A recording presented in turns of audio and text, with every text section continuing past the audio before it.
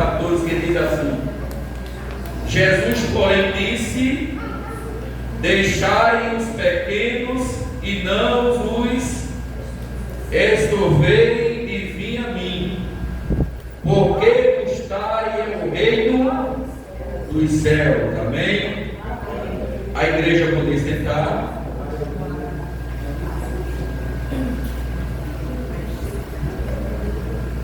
O culto hoje alusivo,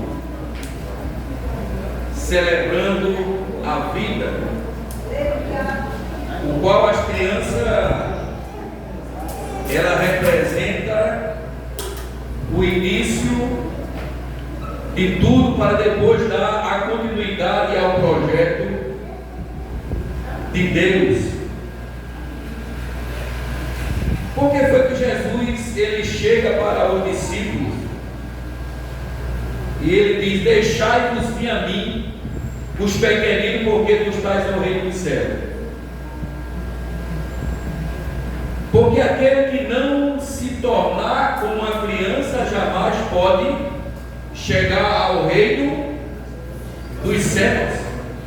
João capítulo 14 e o verso 6, Jesus ele diz: eu sou o caminho, eu sou a verdade, eu sou a vida. E por isso nessa noite a igreja está celebrando a vida, representando através das crianças. Quando Jesus diz: deixai-vos vir a mim, porque a criança ela representa a inocência, ela representa a pureza. Salomão ele vai dizer que as crianças, elas sendo bem instruídas, sendo bem orientada, mesmo que ela venha se afastar ou ela venha sair do percurso o qual ela foi ensinada, mas ela vai continuar com o temor. O filho pródigo não era uma criança, mas já era um rapaz adulto. Ele foi criado no amor, no temor, na orientação do seu pai, o qual, quando ele chegou na fase adulta, ele chega para o seu pai e diz: eu quero a minha parte, o qual eu tenho direito. Na cultura judaica, os judeus, ele já poderia ou pode tomar sua herança em vida, não após a morte. A nossa cultura é que os filhos só recebem a herança depois que o pai morre, assim.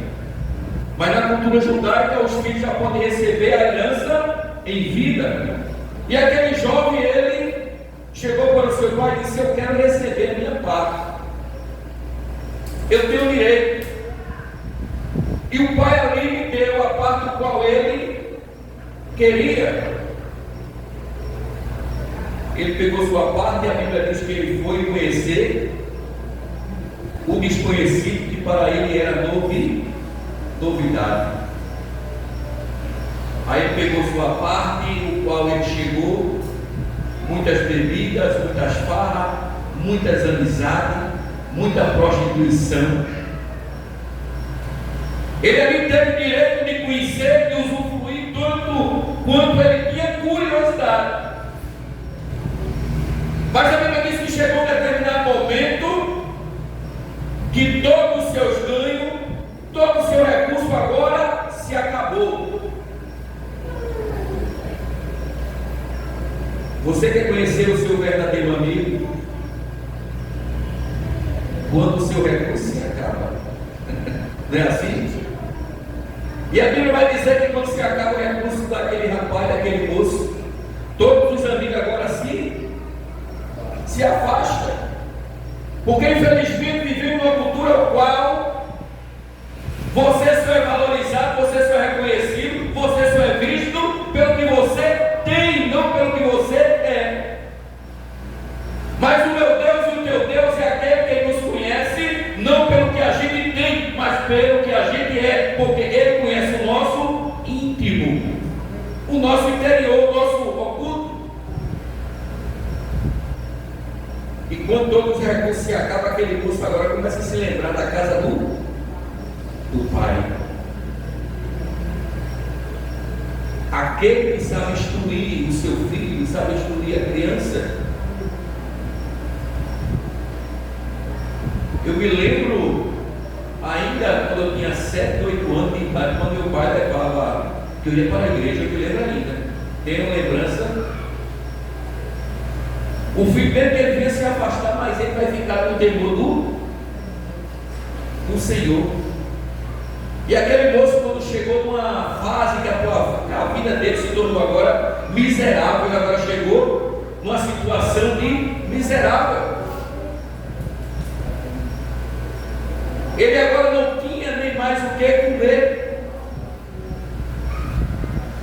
Ele agora foi tratar de porcos, que para um judeu era uma maior desonra, de cuidar de porcos.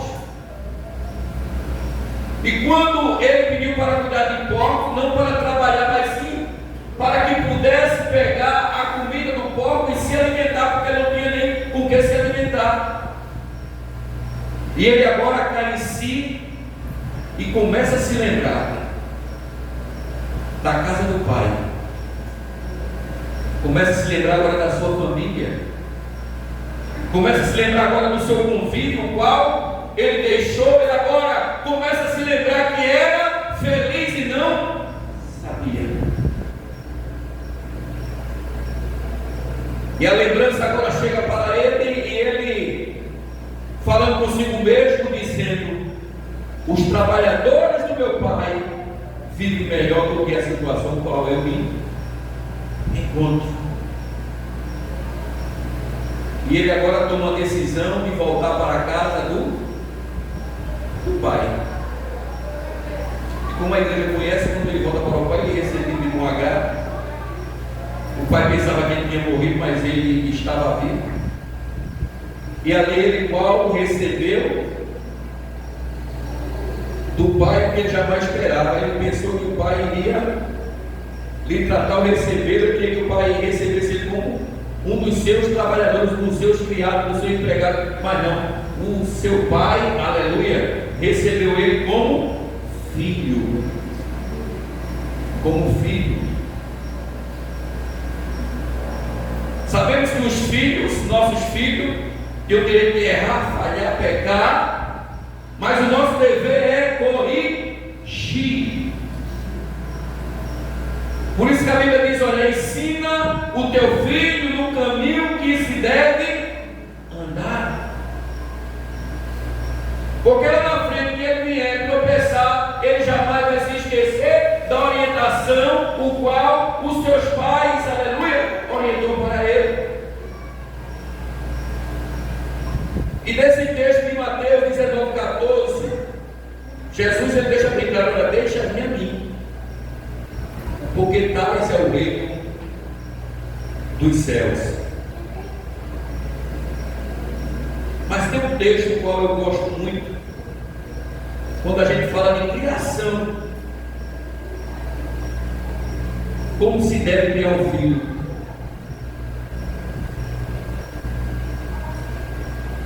Os filhos do judeu de criança já começam a aprender a palavra de Deus. A gente sabe que as crianças hoje estão sendo instruídas em cima de um celular.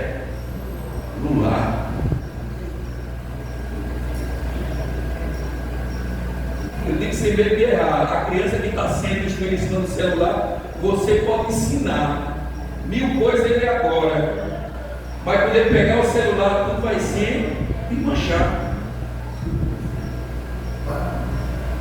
Eu lembro de quando era criança, sempre a gente ouvia falar, dizer, olha, o que os pais ensinam, orienta. Quando chega no colégio, era tudo desmanchar. Era outra orientação. Mas lá no livro de 2 Reis, capítulo 5, os assírios agora invadem Israel, os assírios agora tomam Israel como cativo. E ali uma menina, ela é levada para a casa de Naamã como escrava.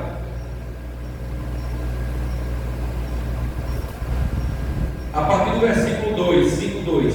E saíram tropa da Síria e da terra de Israel, levaram presa, o que, igreja? Uma menina que ficou ao serviço da mulher de Naamã. E disse esta senhora: tomara que o meu senhor estivesse diante do profeta que está em Samaria, ele o restauraria da sua lepra. Então entrou Naamã e notificou a seu senhor, dizendo assim, e assim falou a menina que é da terra de Israel. Uma criança que era instruída, ela não esquece do que foi ensinado. A menina estava do outro lado, a menina estava presa, a menina estava cativa, a menina estava fora do seu convívio, não estava no meio da sua família. Mas quando ela viu Naamã, aquele homem chefe da tropa, homem, aleluia, que estava ali, que tinha status, homem que vivia segundo as orientações ali, o qual ele servia, ele tinha tudo ao mesmo tempo, não tinha nada, ele tinha honra, mas em cima do seu corpo estava a própria desonra, que era a lepra na vida, aleluia, na vida de alguém, como falha, como erro, como transgressões, ou como a cobrança da parte de Deus. Aí a menina chega para a mulher daquele chefe, daquele exército, e diz: olha, se ele estivesse aonde eu estava, da onde eu vim, ele seria curado. A menina tinha experiência com Deus ou não, igreja? A menina tinha experiência, o qual ela contemplava, que ela via Naamã naquela situação, e ela lembrou do profeta Eliseu. Se ele estivesse lá, esse seu problema seria resolvido. Às vezes eu fico a imaginar, pensar, os pais, as mães que têm criança,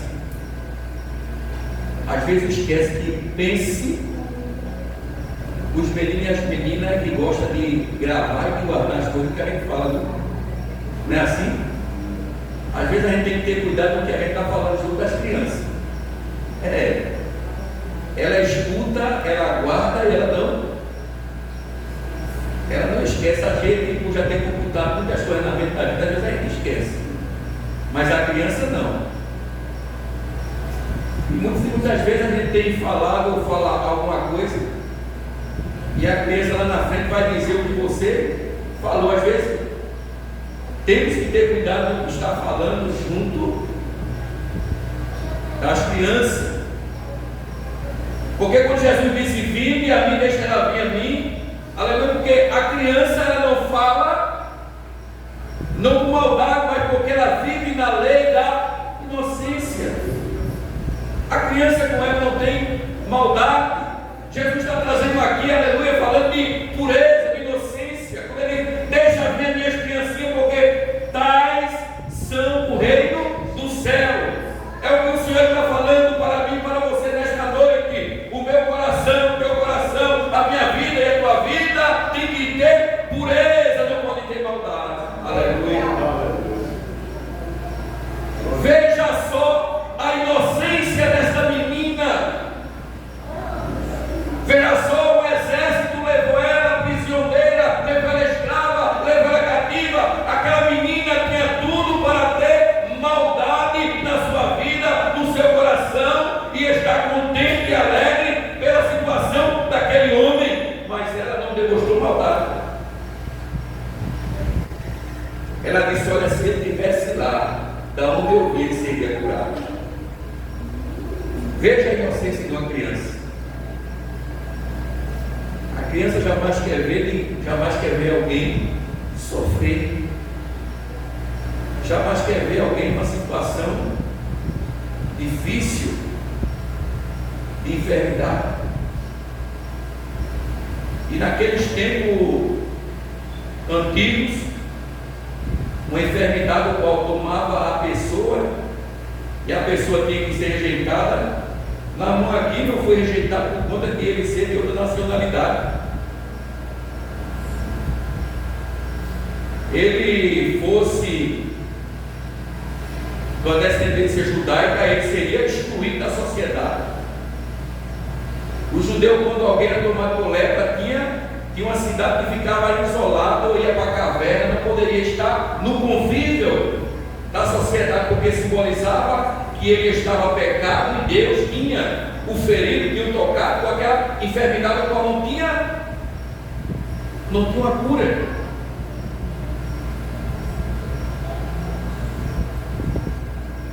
E quando Jesus fala, igreja, da inocência, de deixar vir a mim, aqui essa criança, mesmo presa, ela não tinha maldade no seu coração.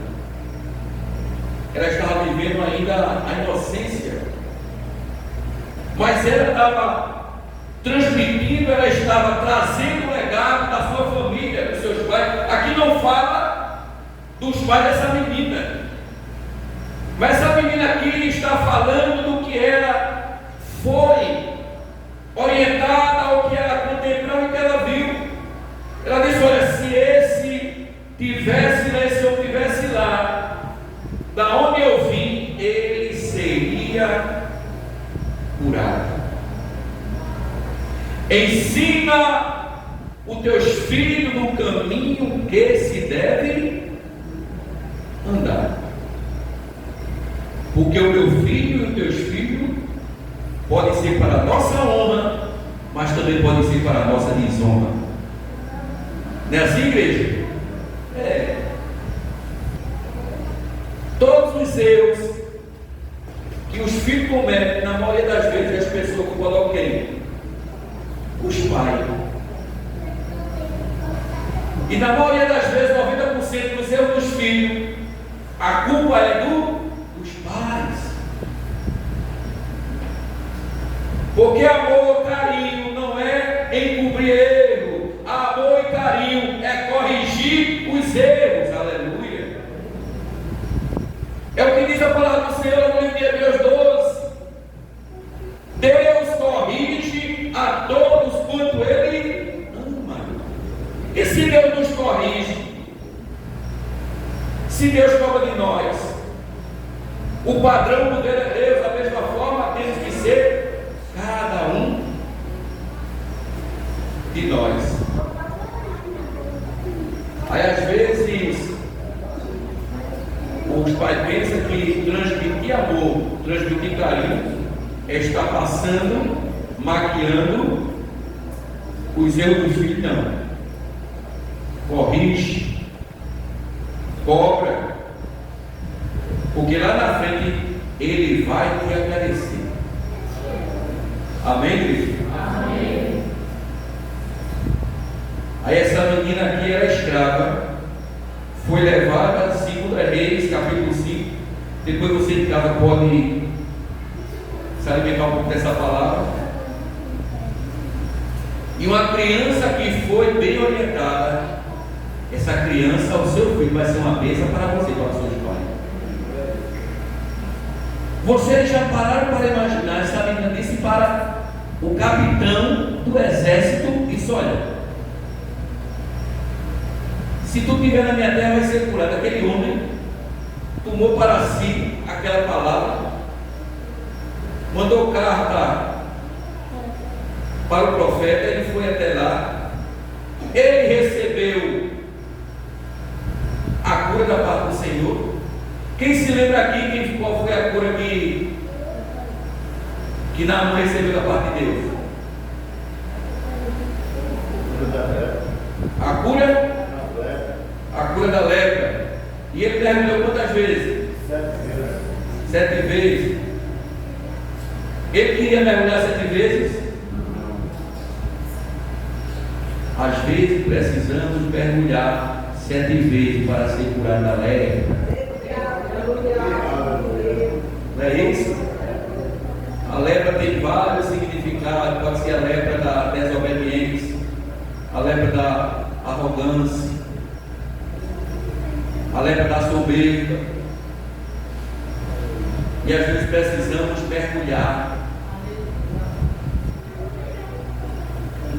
Quando a gente fala de filho ser uma bênção, imagine depois de Naamã ser curado daquela lepra, a história dessa criança, a história dessa família, continuou a mesma ou foi diferente? Vocês já pararam para imaginar nessa linhagem? A Bíblia não relata, mas eu creio que a família dessa criança, dessa menina, ficou diferente após a cura desse homem. Por isso que a palavra que Deus traz ao teu coração nesta noite: ensina o teu caminho, ensina o caminho em que a criança deve andar. Porque a criança ela pode ser uma bênção para a tua vida, ou ela pode ser um processo de sofrimento para a tua história com esta tua vida. A vida de escolha. Cabe a nós saber qual é a orientação ou qual é a determinação qual a gente vai levar. E cuidado como é que tem educado. A criança ela está observando. Não pode ter meio termo, não pode, aleluia, estar mostrando que existe dois Deus. Uma hora eu estou servindo a Deus, outra hora eu estou aqui. Uma hora eu estou aqui louvando, glorificando, outra hora eu estou louvando, glorificando, estou dançando ao mundo. Aí me pergunta como é que vai ficar a mente dessa criança. A Bíblia diz que não pode ser vendo esse Senhor. A gente tem que ter um maior cuidado como a gente está educando. Porque a lei da semeadura ela chega, a gente vai colher o que a gente plantou. E muitas vezes o que a gente mais quer é mudar as pessoas. Mas nós não temos esse poder, essa autoridade de mudar. Só quem muda, a Bíblia relata claramente que é o Espírito Santo de Deus que vai, aleluia, ao íntimo, convence a pessoa da justiça e do pecado. A gente jamais consegue mudar alguém. O Espírito Santo de Deus pode. Ele vai lá e orienta. Se você precisa ser dessa maneira, ser dessa forma, você precisa deixar isso ou aquilo, o que é certo, o que é errado. Por isso que a gente tem que ter o maior cuidado com o que está criando as nossas crianças. Você tem que mostrar para as crianças qual é a prioridade, qual elas devem buscar. Não pode criar com meio termo, não pode criar com dois sentidos, com dois caminhos. Porque vai chegar um momento que a criança ela vai tomar uma posição, e às vezes, quando ela toma uma posição, não vai ser de socorro grave. Aí você pode até querer culpar a criança. Qual foi a posição? Não, uma coisa às vezes parte de nós mesmo. Proteção não é passar a mão, proteção é corrigir no temor do Senhor. Amém, igreja? Por isso que esse culto alusivo à vida, o qual, aleluia, as crianças é o princípio do crescimento de tudo. É o futuro do amanhã. E se você tem um legado, se você tem um projeto de vida, se você tem um testemunho, aleluia, as crianças como boa observadora, ela vai querer ser igual ao pai, à mãe, aos tios, às tias, os avós e as avós. E o que a gente tem apresentado para eles? Que nessa noite possamos sair daqui com uma auto-reflexão em nossas vidas e dizer: eu preciso demonstrar o caminho em que os meus filhos e meus netos devem andar. Que Deus nos ajude, que Deus nos abençoe e que essas palavras possam estar guardadas, gravadas na alma do meu, do teu e do nosso coração. Que Deus abençoe. Amém? Amém. Amanhã, segunda-feira, se